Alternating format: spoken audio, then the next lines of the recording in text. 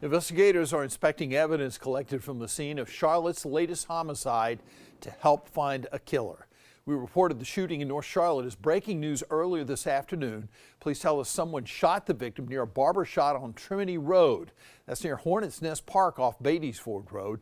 The victim died at the scene. That person's identity has not yet been released. Now, the shooting raises the question of whether the city's violence prevention efforts are actually making a difference. WBTV's Dalford Jones is digging deeper into a study looking at programs to quell the violence. And he went to the scene of tonight's shooting to talk to neighbors to see if the efforts are having any impact.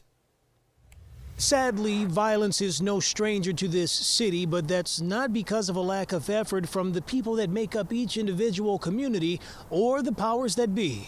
Just a few days ago, UNC Charlotte released a 3-year evaluation of the city's Alternatives to Violence program, which focuses on stopping violence before it happens.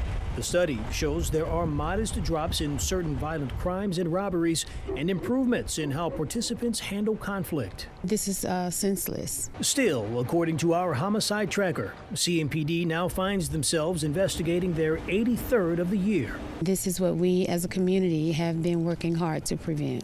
Myra Stewart is a community advocate for the Trinity Park neighborhood and says they maintain a good working relationship with the CMPD to curb any activity counteractive to their mission and do all they can as a group to show a positive presence in the community.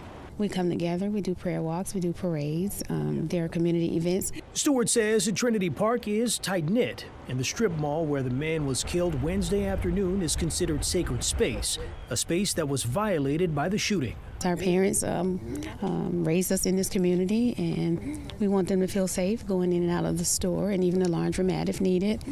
So that's one of the reasons why we fight to keep the crime out. As of news time, CMPD has not released the identity of the suspect or the victim in this case, but do tell us they believe the two individuals involved may have known each other and there's no immediate threat to the public. In Charlotte, Dalford Jones, WBTV on your side.